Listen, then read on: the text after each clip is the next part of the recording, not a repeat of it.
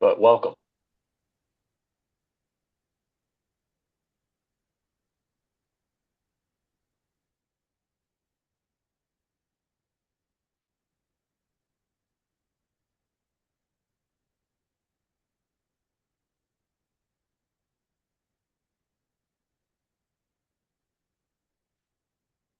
It's nice to see some familiar and some unfamiliar names here in the attendee list. Hello, everyone. Welcome.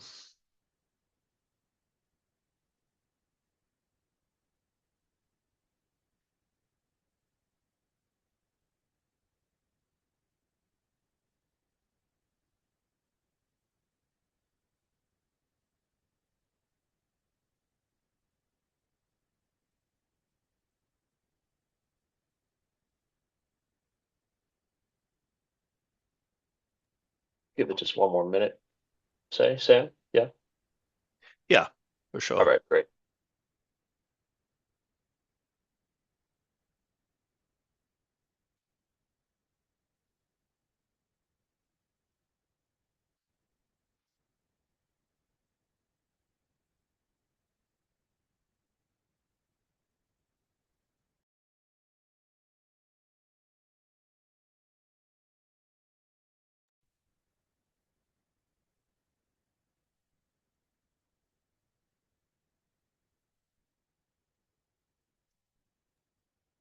All right, I think I'm just gonna jump to it. So, hello everybody, and welcome, and thank you for being here. Welcome to e-MFP's Water Sanitation and Hygiene Action Group webinar, Wash Impact, Not Impact Washing, launching the Wash Indicator Framework to build sustainable data collection and reporting practice, during which we're launching our indicators report. My name is Jack Strasser.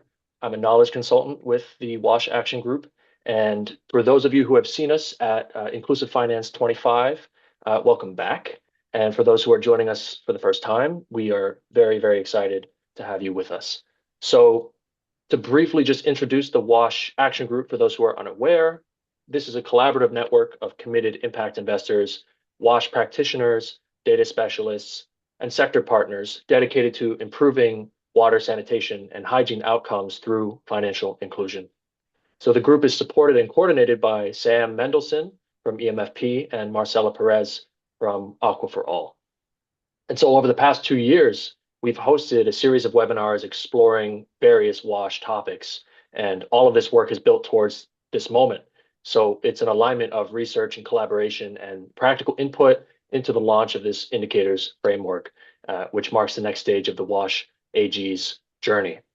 So before we start, there's a little bit of housekeeping. Number one, this webinar is being recorded, and so it will be up on YouTube afterwards for public information purposes.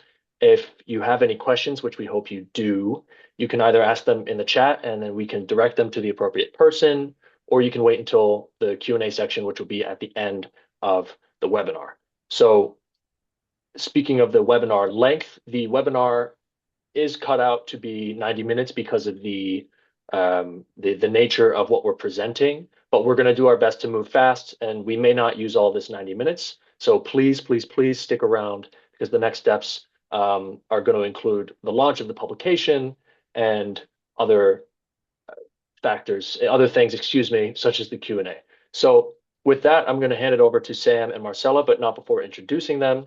So Sam Mendelson is the financial inclusion specialist at e-MFP, and he's also the co-head of the WASH AG and the head of the Gender Lens Investing AG. He's the lead author of most e-MFP publications and part of the teams that run the European Microfinance Award and the Inclusive Finance Conference. Marcela Perez is a program manager at Aqua for All, and she's responsible for managing a project portfolio of water sanitation SMEs for market development and impact-linked financing. Her current work focuses on emerging markets in Southeast Asia. And so with that, again, it's very exciting to have you all here. Thank you very much, and I'll hand it off to Sam and Marcella. Thank you very much, Jack. In 2021, Aqua for All and e-MFP jointly launched the WASH Action Group, recognizing a major challenge, which is that while financing for water and sanitation was accelerating, impact measurement practices were lagging far behind, resulting in inconsistent indicators, fragmented reporting, and also limited comparability for investors and for financial service providers. To address this, the WASH Action Group embarked on a structured three-phase journey with the support from Microsave Consulting, MSC, and other stakeholders. Phase one of this journey developed a draft indicator framework through consultations with a number of stakeholders. Phase two tested its conceptual robustness with selected financial institutions. And phase three, which has recently come to an end, pilot tested and refined the framework with FSPs in Cambodia, Uganda, the Philippines, and Kenya.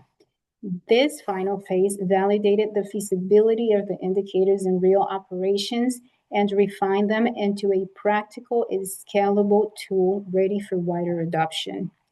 As we can see on screen, next phases would entail the wider adoption of the framework to better understand the needs and capabilities for investors. The WASH Action Group's goal is to create a standardized impact indicator framework that can be adopted across the sector to improve comparability, but also to reduce reporting fatigue and support more efficient capital allocation. The why behind these efforts is simple and compelling. The WASH sector cannot attract and deploy capital effectively without trustworthy, standardized indicators that allow all stakeholders to understand what outcomes are being achieved, for whom, and under what conditions. So, by equipping the ecosystem with a shared measurement language, we aim to build confidence, enable transparency, and ultimately accelerate progress towards universal access to safe water and sanitation. In this sense, today's webinar is designed to engage both investors and investees, whether deeply familiar with WASH or newer to the sector. Together, we are going to demystify the WASH indicator framework, explaining how it works, what it measures, and why it matters. We're also going to share lessons from real-world pilot testing, including how institutions addressed challenges around MIS integration, survey-based data collection, and interpretation across multiple regions. Last but not least, we're going to highlight the value of harmonization, showing how a shared set of indicators can reduce reporting fatigue while improving transparency and comparability for investors. Our members of today's panel include Andy Coscolella from the League of Women for Tomorrow's Foundation, Pisay Crotch from Chamroon Microfinance, Cyril Antignac from the Water Unite Fund at Weller's Impact, Lucia Spaghiati from MFR with the Atlas Data Platform, and last but not least, Rasika Chopra from Microsave Consulting. But first, we want to see what the audience thinks is the single biggest action that can be taken to unlock impact in WASH finance. Shall we go ahead and ask the audience, Sam? Yeah, hi everyone. Okay, so Fernando, if you wouldn't mind putting the poll up on screen, and I will, our experience of various webinars and in-person events through the conference has been, it's always useful to kick off and get people thinking and see where the room is on this. So there are 7 things here. I'm going to read them out. That might be helpful. So in your opinion, what eventuality or action would have the single greatest positive impact on scaling WASH finance? So choose one of these 7, please. So the first is greater alignment or buy-in among investors on a common set of WASH impact indicators. 2, stronger integration of indicators into FSP's MIS and core systems. 3rd is more grant or concessional or blended finance to de-risk WASH portfolios. 4, clearer evidence linking WASH outcomes to financial performance. 5, dedicated funding and capacity building for impact measurement. 6, suitable financial products tailored to WASH needs. And 7, affordable, high quality physical WASH products, toilets, filters, systems, and the like. So let's take a minute or two. There's a lot there. Maybe if you don't have an opinion and you don't want to take part, that's fine. But let's take a couple of minutes and try to choose one where you think the biggest impact will be, and we may come back to this a little bit later.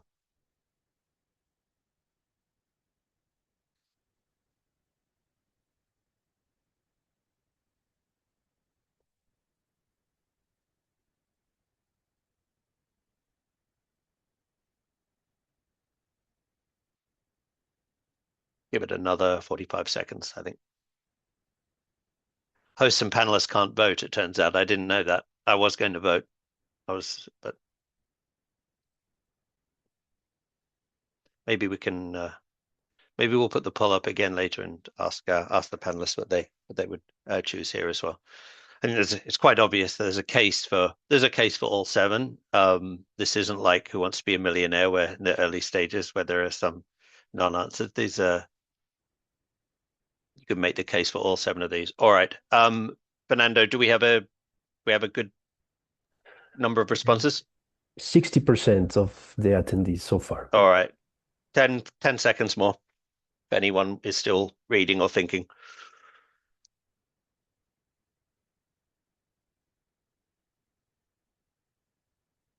All right, thanks a lot. Let's close it, and would you put the results up and see if there's any clear winner? More grant and concessional. But can everyone see the results, or is it only the hosts and speakers? I'm not sure attendees can see the. So you're going to have to take our word if you can't. Apologies if that's the case. We didn't think of that. But there is a clear winner here, which is number 3: more grant, concessional, blended finance to de-risk portfolios.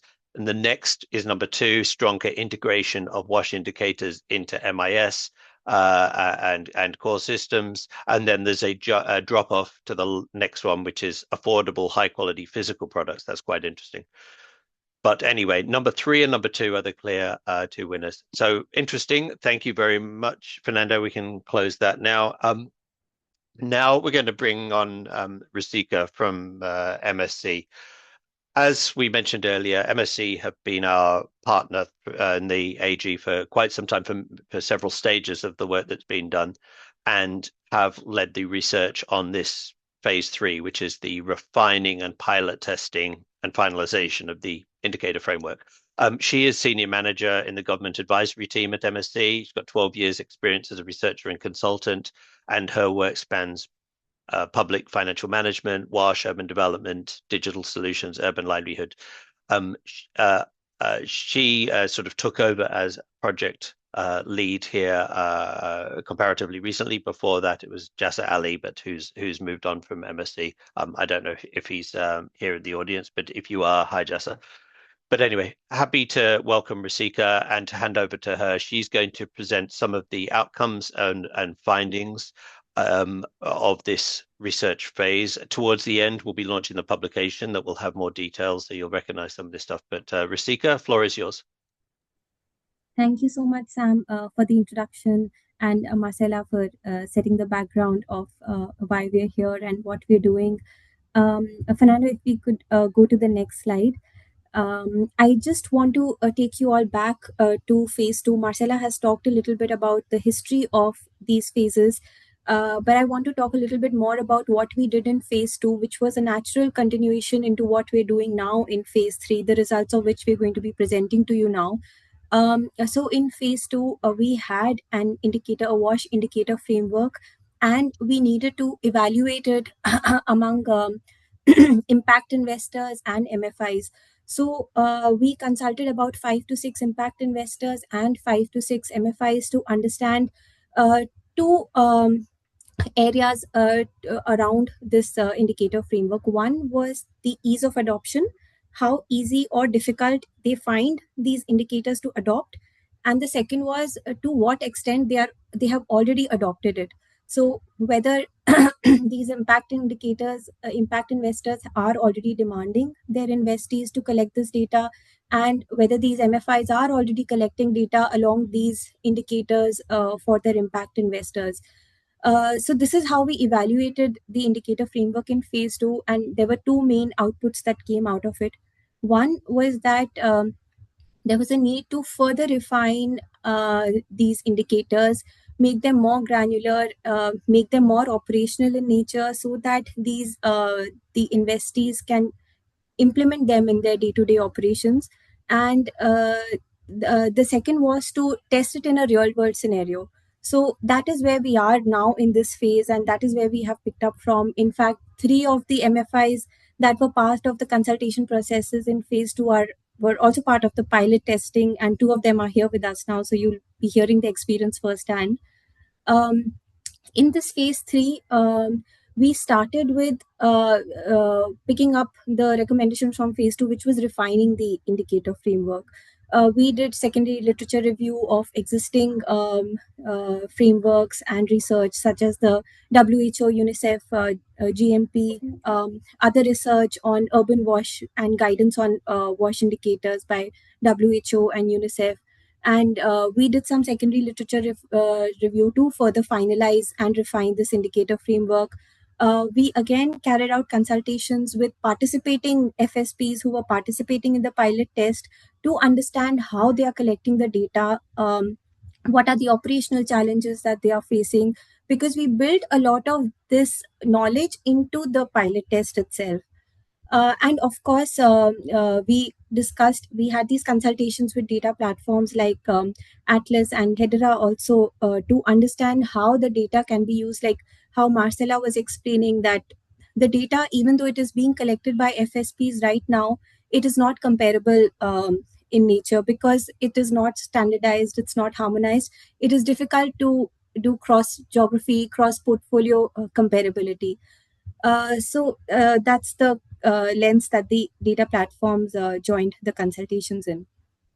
We onboarded and identified about 4 FSPs, Cidian, Hofocam, Shamron, and NWTF.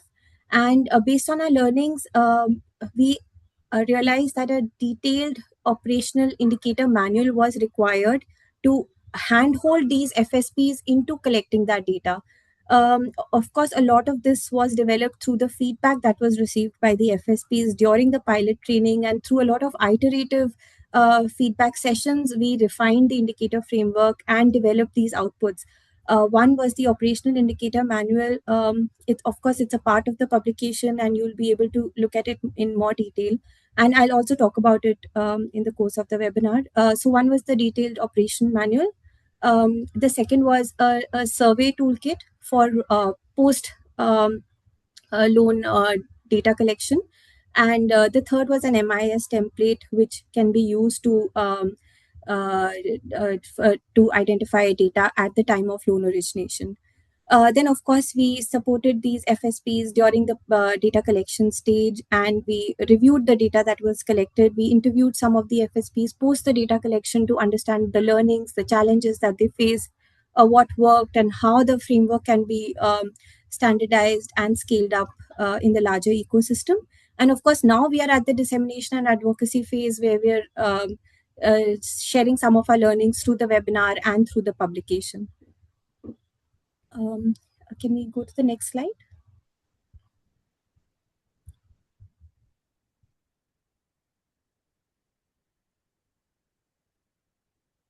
I'm not able to see the presentation. Are you able to? Sam, Marcella? No, that's right. Fernando, could you share again? Yep. Yeah, of course. Just a second, please.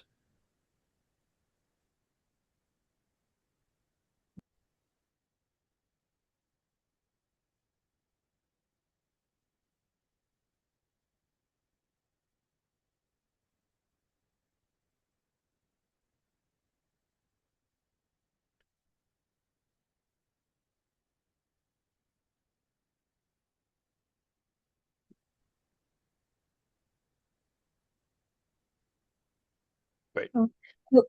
I mean, till the time we're going to that slide, I'll just talk a little bit more about why we needed to go through this exercise. Marcella has already spoken about it, but there is both a demand and supply side issue here. For FSPs, for example, like Marcella mentioned, there is a lot of reporting fatigue because there are very diverse investment impact indicator requirements from different impact investors. Each of them have a different format, they have different indicators, and of course it's an operational cost to monitor and report on these different indicators. For the impact investors on the demand side, for example, the challenge is that because a lot of these data indicators are not synthesized, they are not standardized, there is a challenge in the comparability, in trying to identify what is working, what is not working, to work on the pipelines and so on. So of course there is a greater need for the harmonization and standardization at a wider ecosystem level. And we'll just move on to the next slide now. And that is the objective with which we began phase 3. So we've already talked about the stakeholders that were part of these consultations. There were 4 FSPs who participated in the pilot test, and there were 2 data platforms. Of course, Atlas is here, and Chamron and NWTF are here as well. Through the course of the phase, we dropped some indicators, we altered some, we refined some, we merged some. And that is not all. With the original indicators, we had to drill down and identify further some sub-indicators which would be able to capture that that impact on ground and crystallize some of that information. So if we move on to the next slide, I'll be able to talk in more detail about the framework. So this is the output of the refined indicator framework. So for example, a lot of these indicators were retained as it is.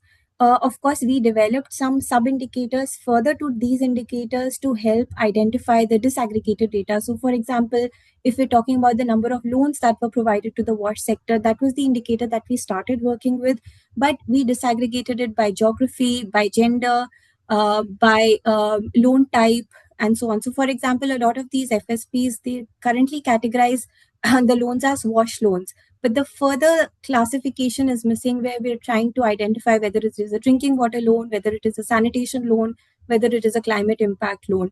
So that is the kind of disaggregation that we try to do for most of these indicators. So we started with 11 indicators, and we have about 44 sub-indicators within these 11 indicators.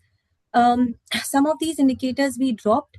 There was because of subjectivity, lack of access to data, a lot of operational challenges. So for example, the indicator relating to improvement in market linkages, some of it is getting captured by the loans that are being given to SMEs.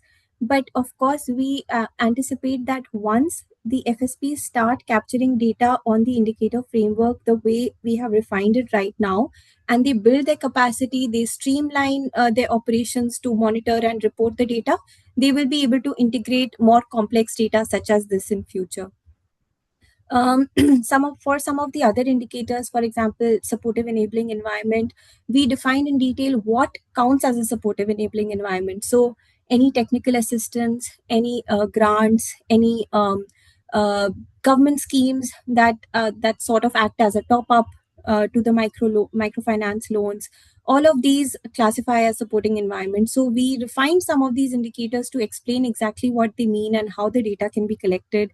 If we can move on to the next slide, there are some more indicators that we can talk in detail. So in WASH, for example, there were 2 indicators on climate. One was on climate adaptation, and the other was in climate mitigation. And from what we observed in our consultations and in our research was that most of the WASH loans are adaptive in nature. So what we tried to do was we merged mitigation and adaptation, because there are very few WASH loans which are more of mitigation in nature. Some of the other indicators that we dropped was, for example, 4.2, which talks about quality of services provided. Since we are already covering this in 4.1, where we're talking about the WASH portfolio per service level, we've referenced the JMP service ladder here to identify where the service levels are falling. So we decided to drop it because it was redundant to do that again. For 4.3, the challenge was that there was a lack of objectivity. What qualifies as an innovative business model is, of course, open to interpretation among different impact investors, among different FSPs. So that is one reason why we have dropped it. And of course, later when we talk about the future of the impact indicator framework, of course, the idea is to regularly go back to the indicator framework and update it and make it more relevant as times change. So hopefully we will come back to it at some time. Then for W.1 and W.2, the challenge that they posed was that a lot of this data is dependent on government sources, because sustainability, source of water, and water water that is increased or provided, some of the data holders for this is the government, so it would be difficult for FSPs to access and provide this data. So these were some of the reasons why we dropped some of these indicators. If we can move forward.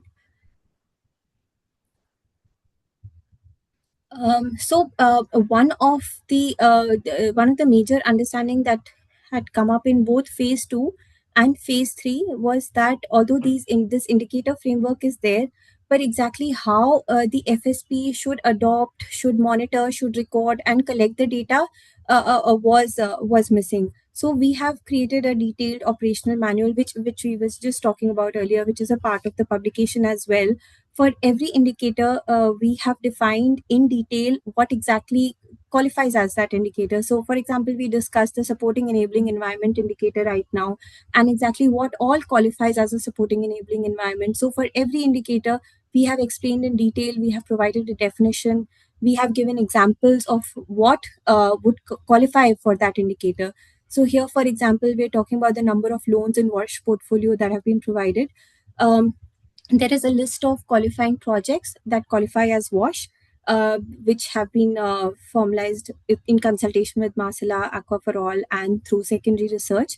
Of course, it's not an exhaustive list, but it is we're trying to get there, which is a list of all projects which qualify as WASH loan. So we try to identify within being tagged as WASH loan. This is something that FSPs would need to build into their MISs. Within WASH, what is the further subcategory of that loan? Then we have identified sub-indicators for that particular indicator. So for example, what are the gender disaggregation, the female borrowers, male borrowers, disaggregation in terms of geography, whether it is urban or rural, disaggregation in terms of whether it is a household client or whether it is an SME client, and so on. And we have given detailed formulas for each of these indicators and sub-indicators. The formulas have been given in detail in the annexure itself. So an FSP will find it very easy to understand what is the data that needs to go into it to calculate the final output.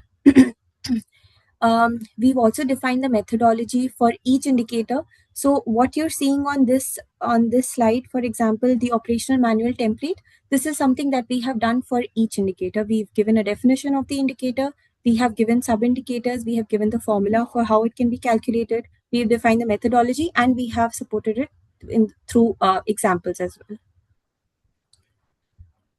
We'll move forward.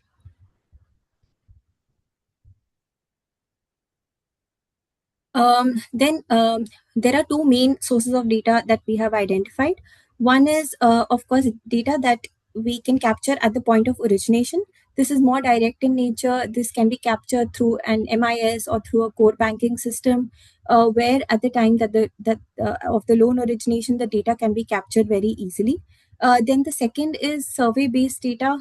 Because of course not all impact can be captured at the time of loan origination. A lot of the data comes after the loan has been dispersed, when the impact has been created. So data such as health indicators, number of jobs created, and so on can only be captured post the loan being utilized. At least give it a period of 6 months or so for the loan to be realized to understand this impact. So for the first, the MIS direct indicators, we have developed an Excel-based MIS template, which users can integrate, update their MIS systems if they choose to adopt these indicators. The second is a survey tool.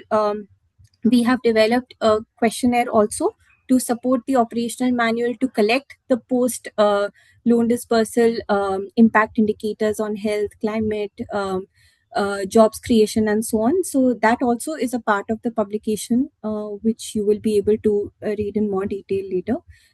If we move on to the next slide. These are some of the learnings that we had after while conducting the pilot test. Of course, Andy and Pise are here as well to talk more about it.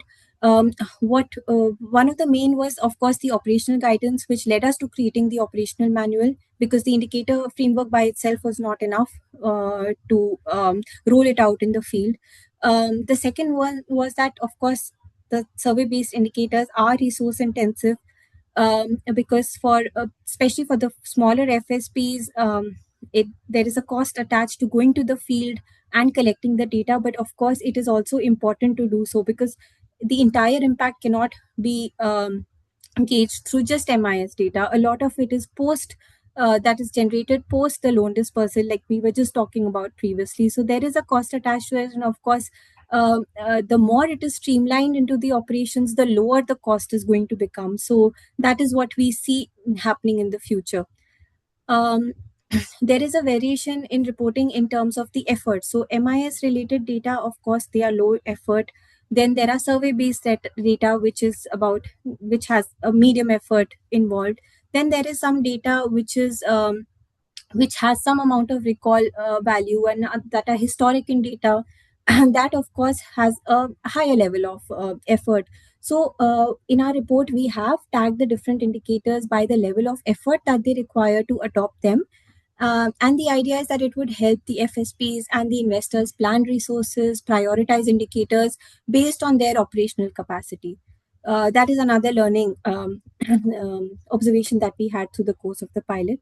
Then the indicator interpretation, for example, there are a lot of local language, geographical contexts that are involved. So, for example, how well the indicators are translated into the regional languages has a big impact on the quality of data that is being collected.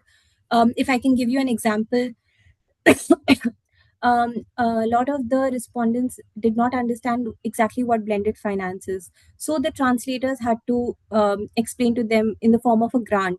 But of course, that makes the data that is being collected narrow, because it does not cover blended finance. So a very crucial aspect of collecting this data is the training of trainers, to sensitize them, to explain to them exactly what the indicator is and how to collect it, how to explain it to the respondent. And of course, last is that we need to have these standardized tools in place, but we need to be prepared for logistical challenges, data connectivity issues, which we face sometimes because we were using a toolbox for the survey. So there are some logistical and network operational challenges which one should be aware of before setting off into the field. If we can move on to the next. So two challenges here that we observed. Of course, they can be mitigated in the form of MIS updation, in the form of training and resource enhancement. One is that the MIS is currently, like how we talked earlier, most of them, they stop at just tagging loans as wash loans, and the secondary classification is missing. So it is a one-time effort to invest and upgrade these MISs, integrate the sub indicators, the indicators for these wash loans. It is a one-time effort, but it is a challenge that needs to be met. And the second is the capacity and training gaps that we felt. Of course, the training of trainers has to be done. There is an operational constraint which can be mitigated through, say, a technical assistant component, through the investors, through some form of TA that can be provided to it to close this resource gap. The third and fourth challenges are something that are not very easily managed. So, for example, for a lot of these indicators like health and jobs created, you have to rely on self-reporting by the respondents, by the beneficiaries. And of course, we don't expect the FSPs to hire third-party audit agencies to verify So there may be some recall bias, there may be some challenges in the recall value, but these are some challenges that we can live with. And of course, there are a lot of external factors that contribute to this the attribution of loan impacts, and again that is a challenge that is a minor in nature, which of course again we can live with. We can move on to the next segment. Okay, I'll leave the floor to Sam. Thank you. And you know, I want to say, like Basika was just talking about the context difficulties and logistical challenges, and in many ways is understating it. There were a lot of challenges in this research phase, and I just, as a little sidebar, want to say that MSc dealt with them with incredible professionalism, and there's a lot of complexity with a multi-organizational project like this. It requires sort of refinement and drafting of indicators, but also working with different people in the field in multiple countries. I also want to say that I think the operational manual is a crucial contribution to the knowledge of the sector here, and it's been very well drafted. And so I want to say thanks to the MSc team for all of their work. We welcome feedback from investors and practitioners alike on this manual. But you'll also be able to see in the publication that we launch later, that we publish, that the publication has the operational manual, but it also has the process of indicator refinement and takeaways, next challenges that Risika just introduced there. What's going to happen now is Marcella's going to bring on Pise from Shamron and Andy from NWTF, two of the organizations that took part in this data collection in this phase. And then I'm going to talk to Cyril and Lucia before we have some other, before we talk about sort of next steps and then open the floor to questions. So Marcella, I hand over to you now. Thank you, Sam. I'm sure the audience is eager to hear about the experience from the field.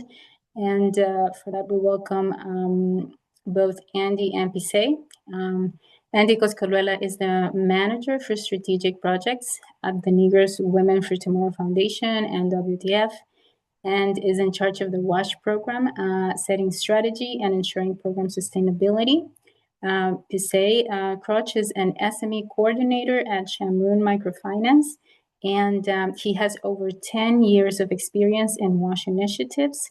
His expertise entails working in blended financing mechanisms to support solar technology, entrepreneurship, and also energy solutions in the WASH sector in Cambodia. So without further ado, welcome both. And first over to you, Andy. Would you please introduce NWTF and specifically your WASH portfolio, how it's structured, and also how it's staffed, and perhaps you focus a little bit on the fact that NWFT has a separate WASH vertical integrated into its operation.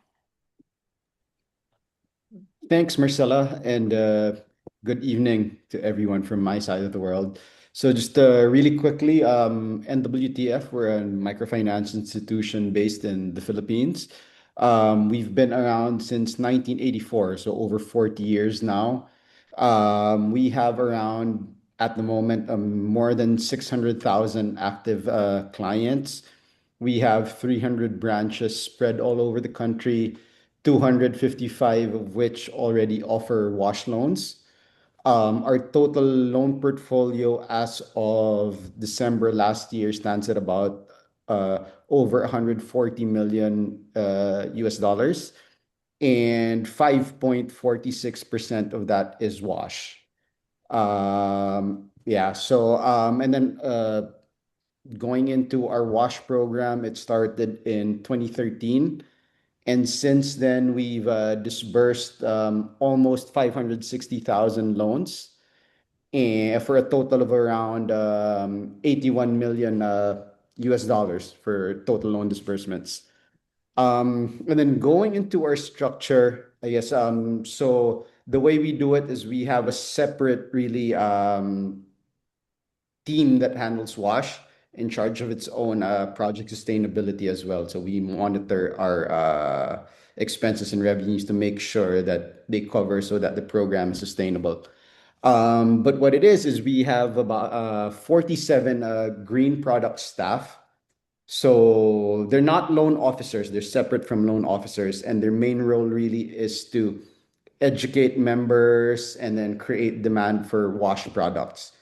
So each of these green product staff are highly knowledgeable in wash. So they go around attending the center meetings, talking to the clients, and presenting what they have to do about wash. So each of these staff, they cover about 5 branches. So they visit about 8 to 12 centers a week, coming into, meeting with about 300 to 500 microfinance clients on a weekly basis. So in terms of, data gathering, you can have, I guess, you can make a very rough estimate, right? Of how many, if we want to go on surveying them, that's pretty much the entire universe they can cover in a week. Yeah. So they're also hired locally, so they know the local language, they communicate well with the clients, and the clients trust them. Sorry, let me just Very interesting, Andy. If I may just jump in here, you're talking about a very sizable operation with a very specific focus on wash. What first comes to mind is the fact that you are putting resources, both financial and human, into creating demand for wash on the field.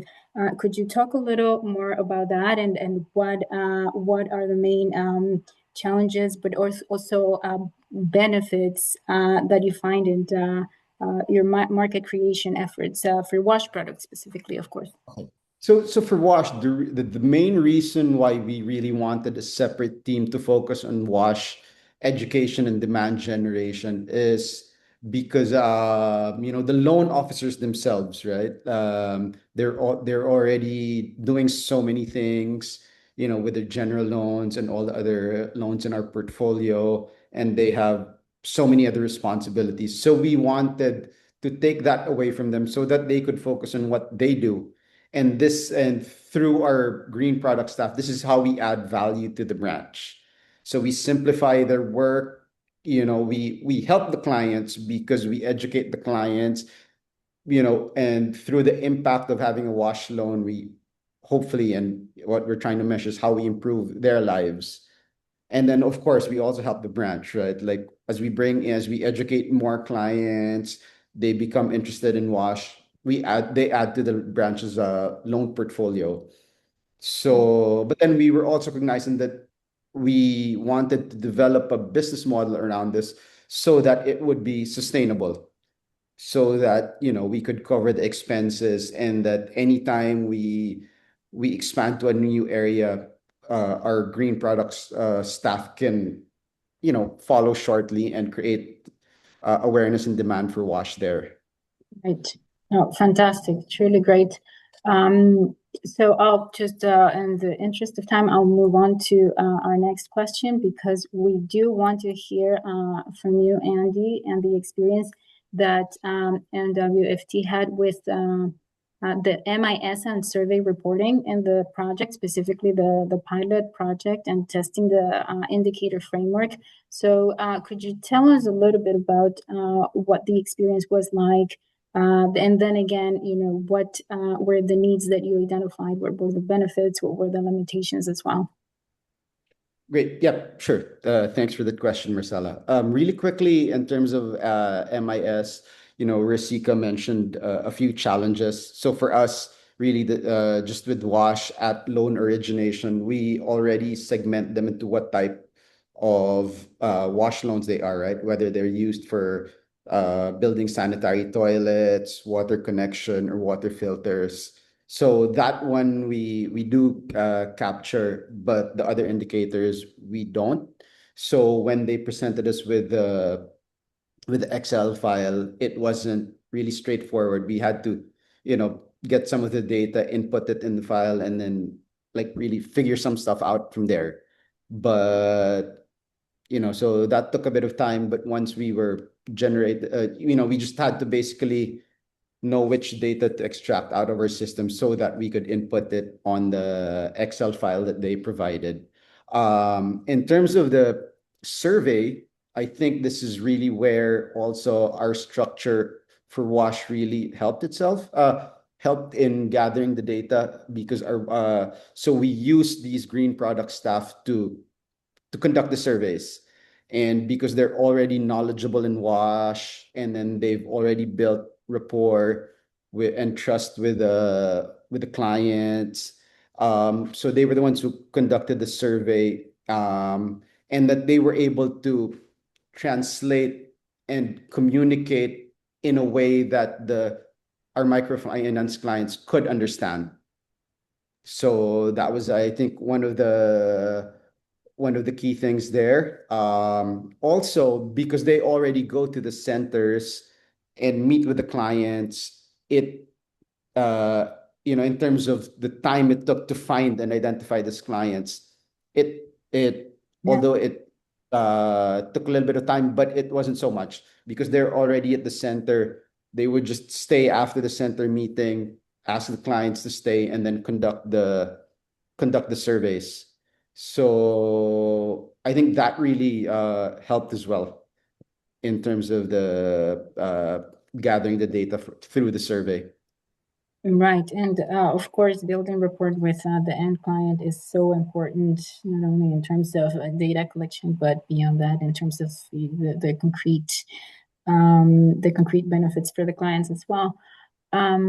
What would you say, linking your thoughts to also regulatory compliance, maybe, and the fact that reporting can be time intensive, and it can take up a lot of resources as well. What do you think, or what would you say are the main benefits for implementers, for FSPs or MFIs, such as yourselves, vis-a-vis regulatory compliance?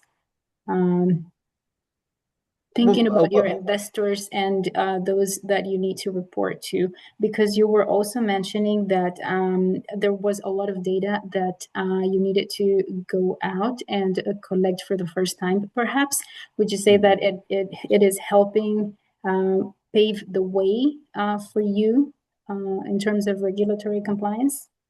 Yeah. So I guess in the context of the Philippines, regulatory context, we're not really required to report on data specific to WASH. So the pressure on that side isn't as strong yet. But really, where we're having this data, I think, will come in handy and will be useful is for us. We really want this data to measure if we're really helping the clients, what impact we're creating, and then to drive the decision making as well moving forward when we design our programs and as we look on more ways to help our clients. An example of that, maybe just through a different one, like, for example, we recently checked our insurance data, and most of the claims basically came in, the main reason was heart disease, for example. So, I mean, using the WASH lens, so that once we gather the data and see impact, where the gaps are, maybe we can use that data as well to design programs that will address those needs that come out of this survey that we're conducting. Oh, fantastic. I think that you're highlighting something so important, and is, how do we translate all this data into products that actually benefit the end client? So really great that you're bringing it up. Thank you so much, Andy. I'll stop the questions for you just right now and go over to Pisay. Pisay, just as I asked Andy, could you please introduce the WASH portfolio at Chemron, how it is structured, how are you staffed, and how MIS is capturing WASH data as well. Pisay, over to you. Okay. Hi, Marcelo, and hi everyone. Good afternoon, good evening. And so I am Pisay, coach I am a SME coordinator at Jamran Microfinance. So before introduce about the WAS portfolio, I would like to introduce about a little bit about Jamran Microfinance. Is a Cambodian microfinance institute that provides financial and non-financial service to improve the livelihood of the low-income families. So Jamran, we not only provide the finance, but we also provide the training of the finance literacy to ensure that the low-income family they have ability to make manage their cash flow to ensure they have capacity to pay back to Jamran as well. And Jamran have first friend was opened in 2006, and compared to now we have 20 year for experience of lending financial service. And the mission for the Jamran, we are a leading Cambodia's social microfinance institute working to achieve positive and lasting change in the livelihood of the economically active poor family in a social possible manner.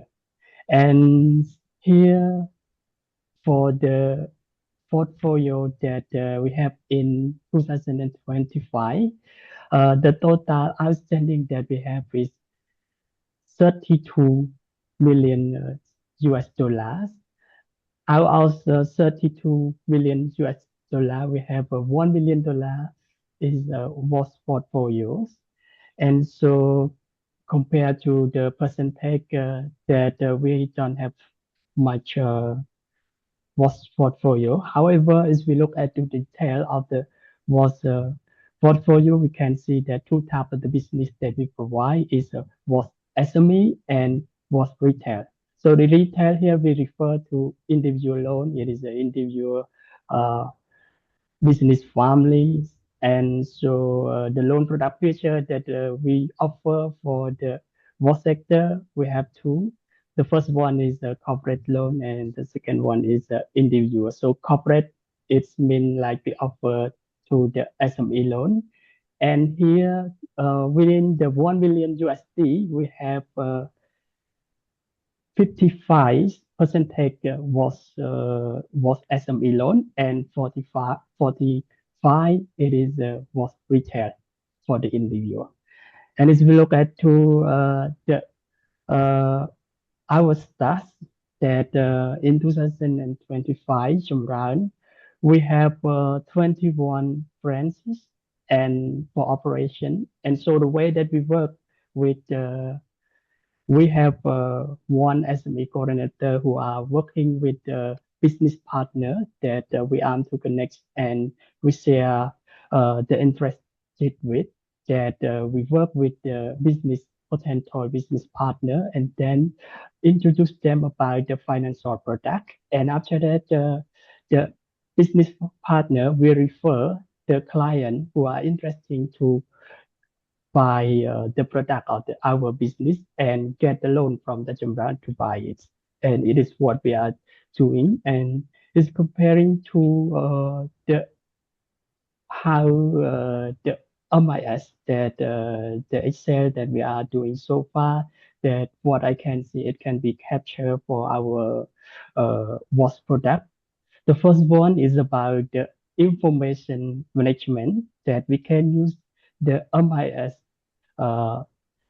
data to verify about what's portfolio on the internal system. So it means that when we entry to the MIS data that we get the Excel file from the program, so we can see that we have opportunity to verify it and that it is correct or not about the WAS factor. As normally we just only manage or verify for the overall loan portfolios, like including general loan and also WAS loan. But here we have opportunity to just highlight it only the WAS portfolio. And the second one is about the performance monitoring. So it is the tool that we can refer or track about the portfolio at risk to understand that what is going on with the WAS sector that we are providing loan, and also we can review the progress toward to the goal that we are committed to the WAS sector. And the third Right. one is about it.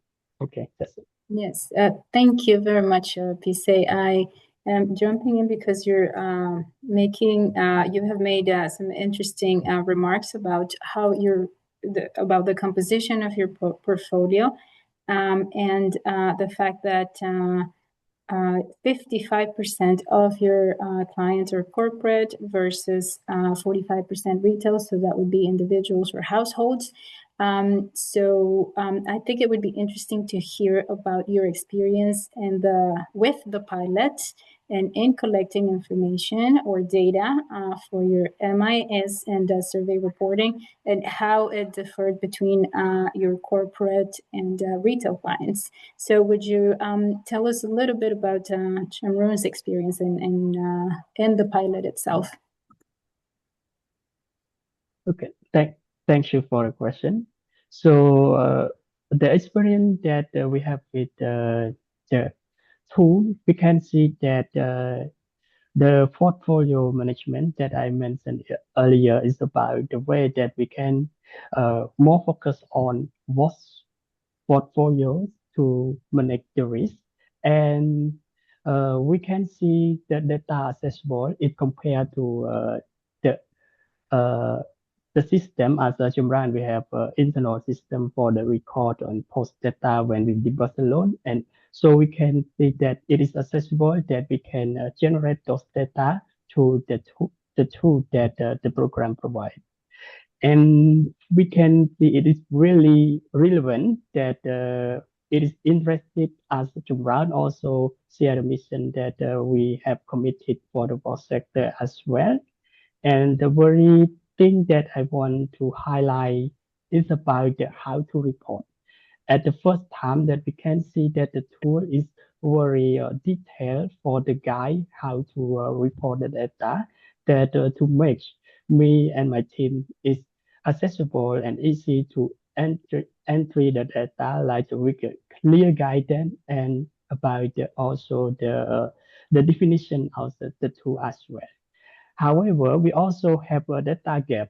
Is some information that it's still we cannot complete it, as about, for example, about the testimony level. As normally we just only focus on like data on what sector that you access to clean water or sanitation like this, and not detail much for the testimony level that is. And last but not least is about the decision making. Like we can see the tool is very useful, that we know how to know about what is going on and what is better on the product side that we are selling, and the market segment that we can see what is the demand side, and we can make the decision to decide what the product should be fit to the current situation right now for the WAS sector. Yes. Right. Fantastic. Thank you so much. Need to, yeah. Sorry. Yes. Yeah, let's thank you very much. Let's change focus and direction, and then we'll probably have a chance to come back to Andy and Pise after as well. We've heard from two providers now, and providers, of course, can be FSPs, MFIs doing retail finance in WASH, or SMEs or tech companies. But in all cases, they're serving clients either wholesale or retail. But there are two other parts of this tripartite relationship, or the triangle, and that's the investors who invest in the providers and want and need to see measurable impact and progress and outcomes. And of course, there needs to be repositories that are not just proprietary dashboards where data can be submitted, verified, presented, and reported. So to that end, I'd like to welcome Cyril and Lucia now. Thank you for your patience. Cyril Antoniak, he's an impact investor, senior partner at Wellers Impact, and runs the Water Unite Impact Fund. And Lucia is innovation director at MFR and is responsible for the Atlas data platform. Cyril, perhaps you could kick off by just introducing quickly the relationship between the two organizations, and maybe a little give the audience a flavor of sort of the ticket size, the portfolio, your investment strategy and model, if that's okay. Sure. Okay. Thanks, Sam, and thanks all of you for providing this opportunity to share insight today and experience about what we do. So yes, Water Unite Impact is a private equity fund with a non-profit entity that sort of seeded the fund and initiated it as a first LP. That entity is called Water Unite, has a collection of donors from the corporate world, essentially. So all people kind of very involved into making water more secure and trying to fix problems around water access and water security. But also, in addition to them, we've increased the number of LPs with private LPs. The entity, the fact that we have catalytic and private LPs, plays to the blended finance. It provides some de-risking for private investors. It also provides additional resources to do technical assistance into what we do. So that is the structure we've been using. Water Unite Impact is invested into startup companies, ventures, I would call that. So you could characterize this as a impact venture capital, looking for enterprises that really have strong innovation to fix problems at the bottom of the pyramid. When it comes to water access, access to sanitation and hygiene, but also other problems associated with water. So with that regards, our approach is more transversal. We look at fixing issues around decarbonizing water, making water more secure, fixing problems around water stress, alleviations, etc. Also pollution, wastewater, and solid waste pollution going into oceans and waterways. So with that, we have, over the last few years, developed an initial portfolio of currently 7, but going to 8 soon. It's equity investment primarily. We have ticket size around 500,000 to begin with, but all these companies are selected to offer reinvestment or follow-on investment opportunities. One of the key criteria for us is to have companies that are highly scalable, highly innovative, and also, of course, and that's the most important, highly intentional. So they are problem fixers for water access, etc., both on planet and people. So when they scale up the impacts along the same line. And we're really looking for companies that can scale fast. So we already have opportunity for follow-on investments. Ultimately, ticket size might be around 1.5 million, with the first closing of 30 million that we have in the fund. So that's in a nutshell what we do. I'm happy to answer all questions you may have around what sort of business models, innovation, and impacts it generates, of course. I mean, the poll we did at the start, the audience said number 1 is concessional finance to de-risk portfolios, and the second was integrator of indicators into core systems. You also weren't involved in in this pilot, but very kindly read the draft framework and to give a different perspective here. Does everything you've heard in the paper and what we've been talking about today, with the caveat that you primarily invest in water SMEs rather than the financial providers with water portfolios, does it resonate for you? Does it speak to what you perceive as the sector's needs, or where does it or where doesn't it? Yes, I think it does. I think it's a great initiative to have this, and also trying to standardize, impact measurements, because that is what's needed to make it more fluid, more efficient, more recognizable. I think we're all embarked into something to reduce the space available for impact washing. Okay, so all this impact monitoring and tracking, grounded into reality, auditable, quantifiable, measurable, etc. It's really super important into scaling up impact investing in general.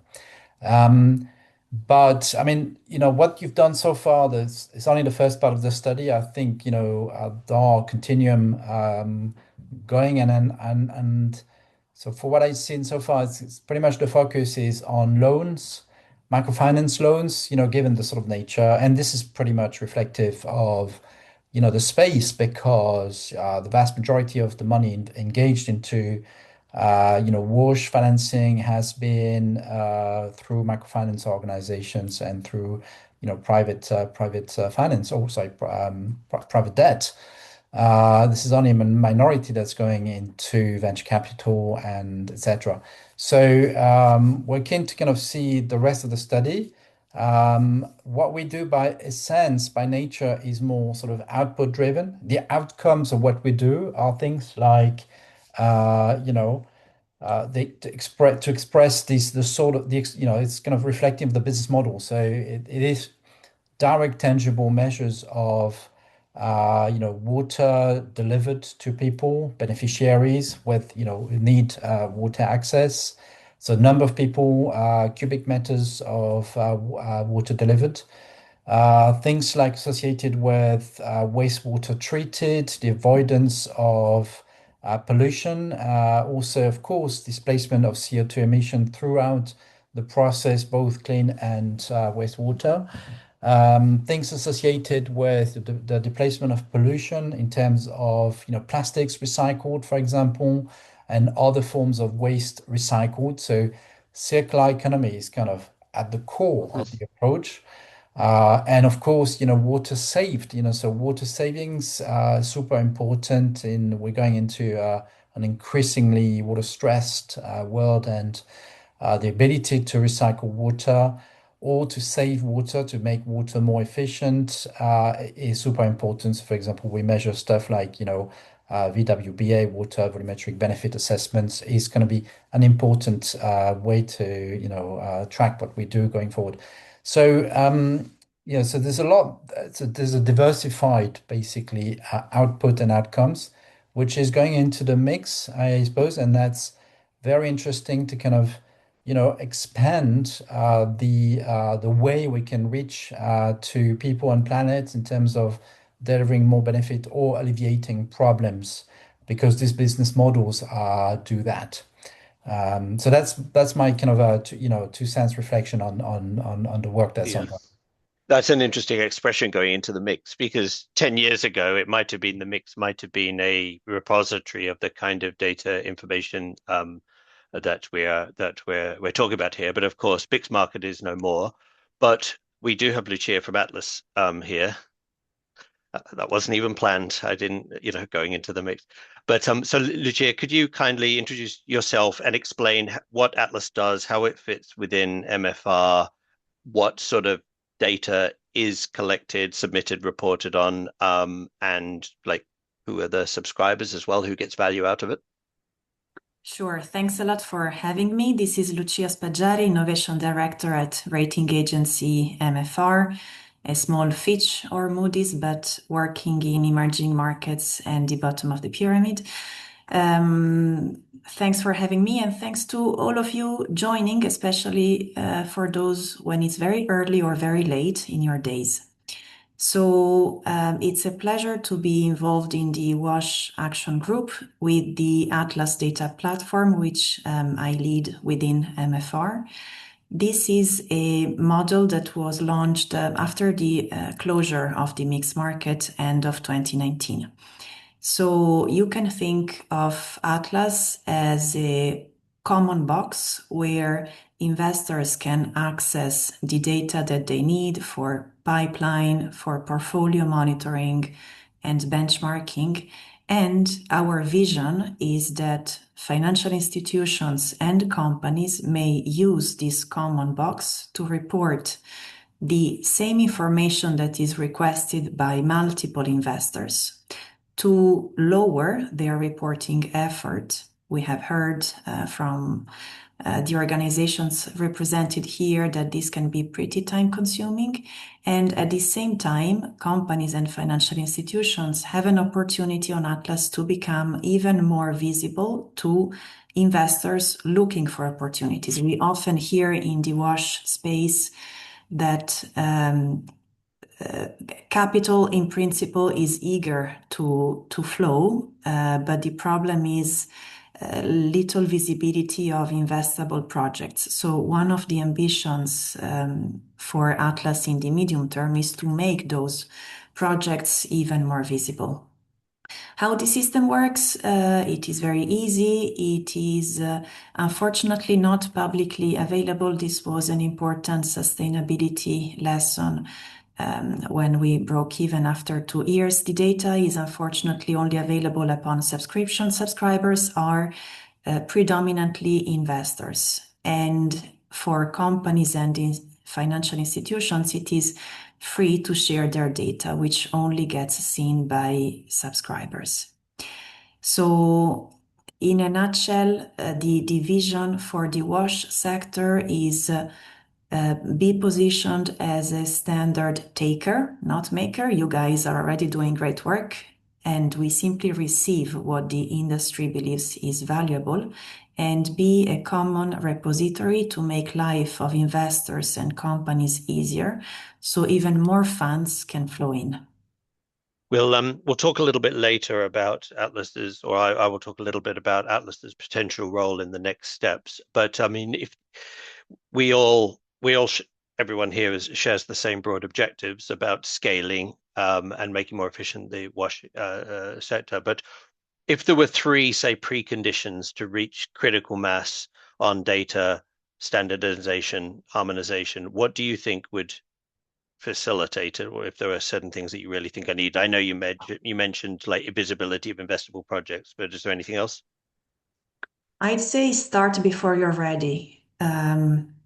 You know, in our experience, it is more valuable to have something small but proving the concept and working, because when it comes to monitoring, it takes easily years an organization to make a decision, which is understandable, right? You are getting it to the operational heart of the internal policies. So I'd say preconditions to start is to get scale is not necessarily to already have scale when you get started, but having a few enthusiastic pioneers leading the way is a success factor for sure.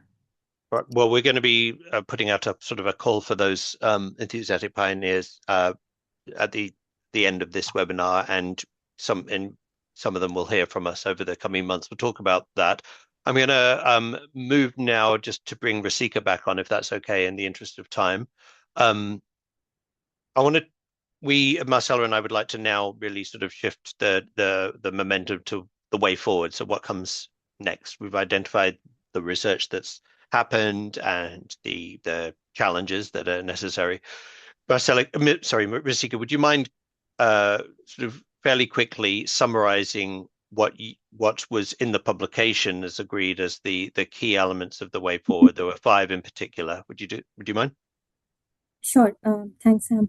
I think what is most critical here is to have a critical mass of investors, impact investors behind this standardized indicator framework, so that the demand side is encouraging the FSPs to adopt this indicator framework. So that requires some amount of stakeholder engagement to build that critical mass for this adoption in the wider ecosystem. Of course, second is to harmonize these reporting requirements. The standardized indicator framework should be adopted across the FSPs to reduce the reporting burden on them for diverse reporting requirements, diverse data indicators, and so on. The MIS that we talked about initially, about how the MIS needs to collect more data at origination, it is a one-time effort. It is a significant effort, yes, but it is a one-time effort. Once the MIS is in place, then collecting the data at the point of origination is not very difficult. So strengthening that MIS to integrate some of these data points is another way that we can deal with introducing some of these data points into the business operations. In terms of the toolkit and targeted training, we talked about how TOT is very critical. How the survey data points are collected, how the respondents are made to understand what data is being captured. Again, that is very important. We have tried to develop a toolkit. It is very, very detailed. Like we talked about the operational manual template, we have defined the indicators, we have given examples, we've given formulas. So there is a toolkit in place, but the training of field officers and staff that is collecting data is also very important here. The impact evaluation, again, this is something, the indicator framework, we would encourage the FSPs to collect the indicators at a regular frequency, annually or 6 monthly, depending on the kind of indicator that is. It is important to collect this data at regular intervals because, say, for example, with health indicators, this is an observation that we had during the pilot test, that a lot of the respondents, they tend to forget the health impact, especially the costs associated with the health impact, if it has been a while since the survey is taking place. So of course the indicator, the impact collection has to be done at regular frequent intervals without too much delay in between. And of course, last is to ensure that the indicator framework stays relevant, stays up to date. Like we talked about how the capacity of FSPs at this stage may not be enough to adopt some of the indicators that may be more complicated in nature. But we believe that they will get there once the indicator framework is streamlined, integrated into their operations.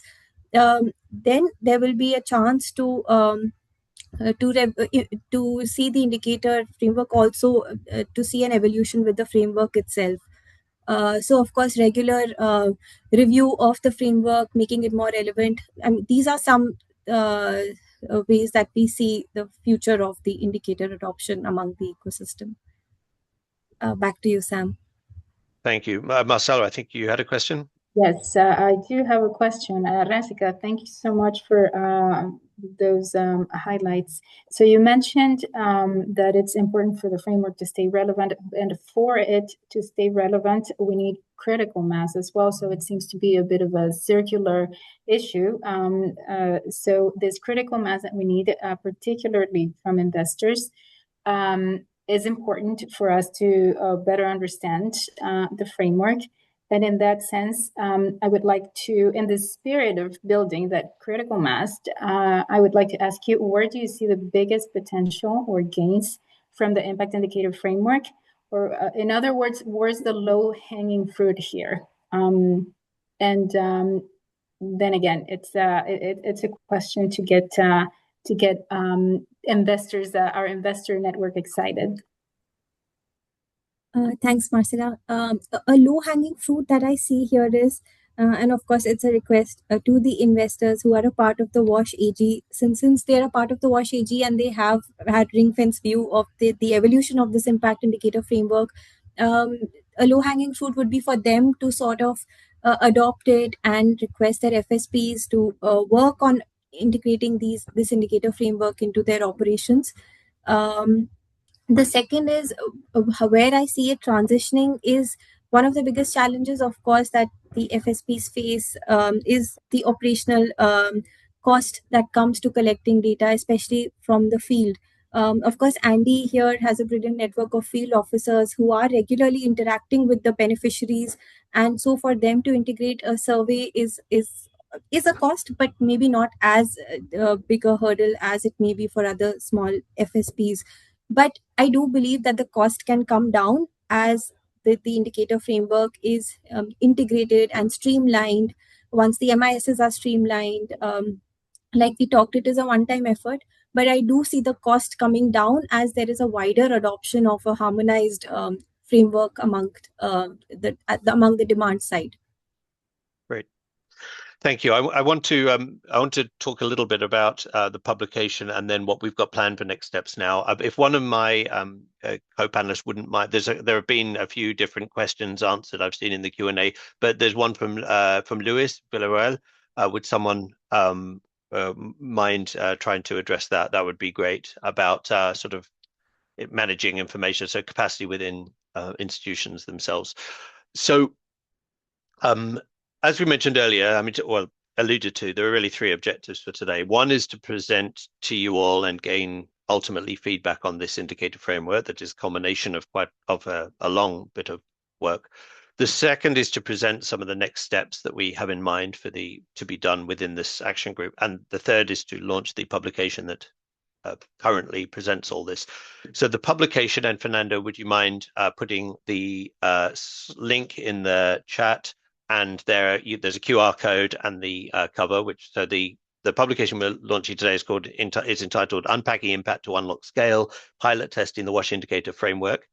This is the culmination, as I said, not only of 9 months of research in phase 3, but is really a culmination of 2 to 3 years work before that. And I would also like to give a shout out to my former colleague, Joanna Afonso, who was the WASH lead on our side before me. So this builds on a lot of what she did too. The paper has a foreword from Marcella and me, an executive summary. It presents some of what you've heard today, but in much more depth: the background, the methodology, research, takeaways, logistical challenges, the process of merging, dropping, parking different indicators to create this finalized framework, outcomes.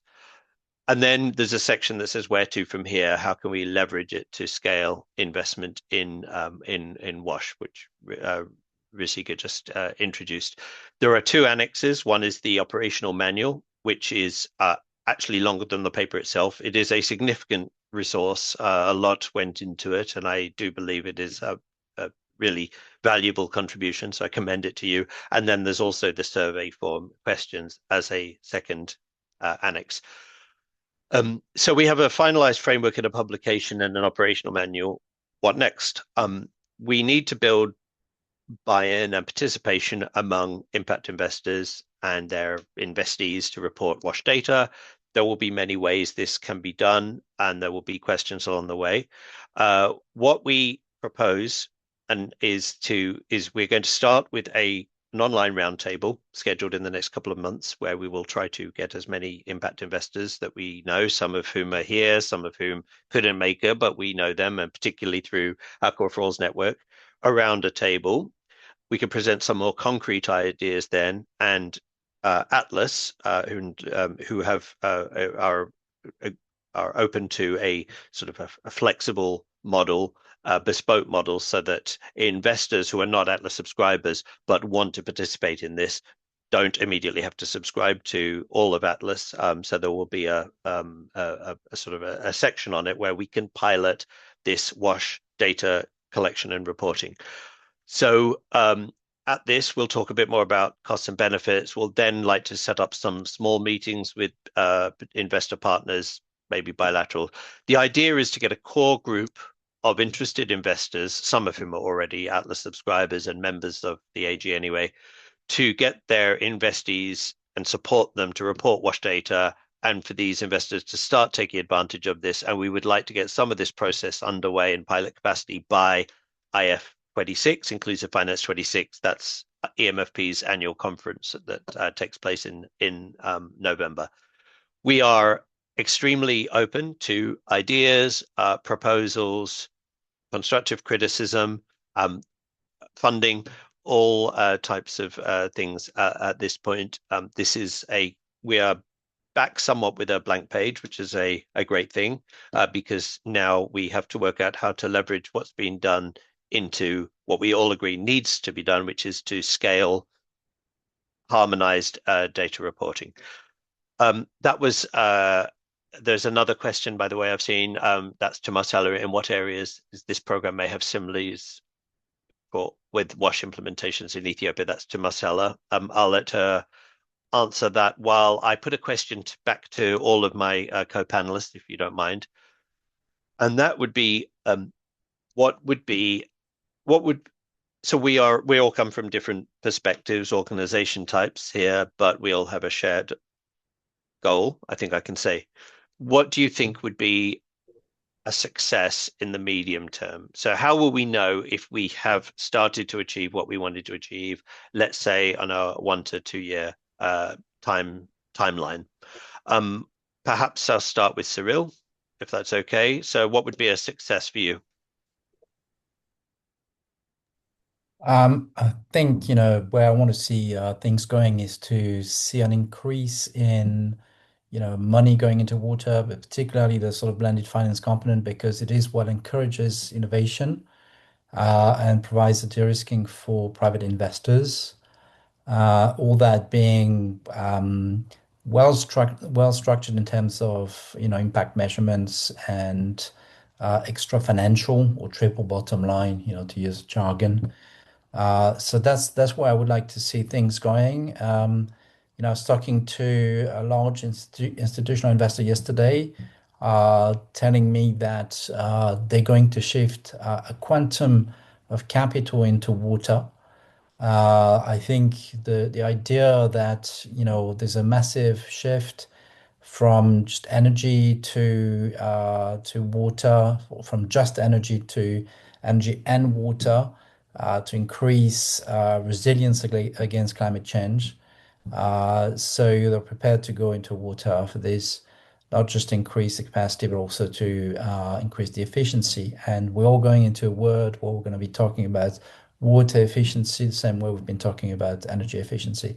So I expect new things come along, as including new metrics like water benefits, water credits, things like plastics credits. It already exists. We're seeing that corporates pumping money there as a CSR mechanism to help. But where I would like it to be is in the future we have, alongside carbon, we have water, we have plastics, we have biodiversity as a way to measure what we do as well. And all that goes into, obviously goes into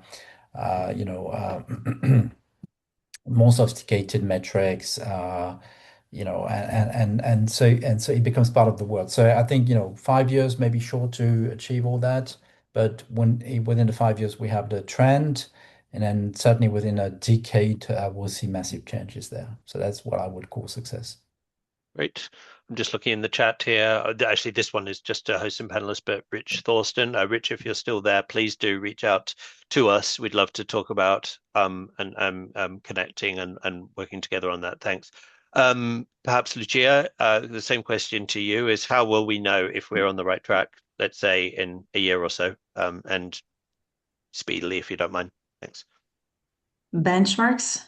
One centralized place where investors can find quality data and with transparency invest more. Efficiency for financial institutions and companies, reporting less times and more visibility to even more investors.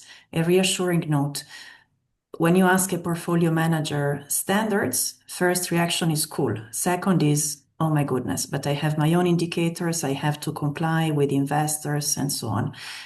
Adopting standards, as Razika encouraged, doesn't mean dropping all the individual additional data that you will have to report to investors. So that is also possible to accommodate on Atlas.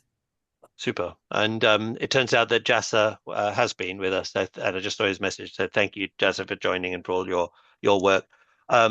Perhaps we could go to Pise. Would you mind, what would you like to see in the next 1 to 2 years, do you think? Thank you, Sam.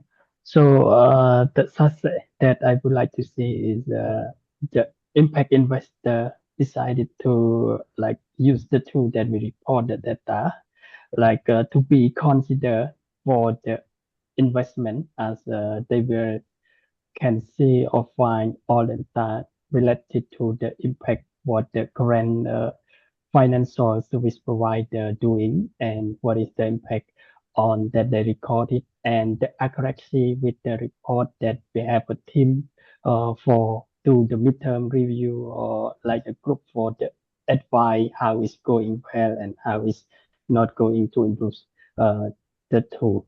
So it is the thing that I looking for. Thanks. Thank you.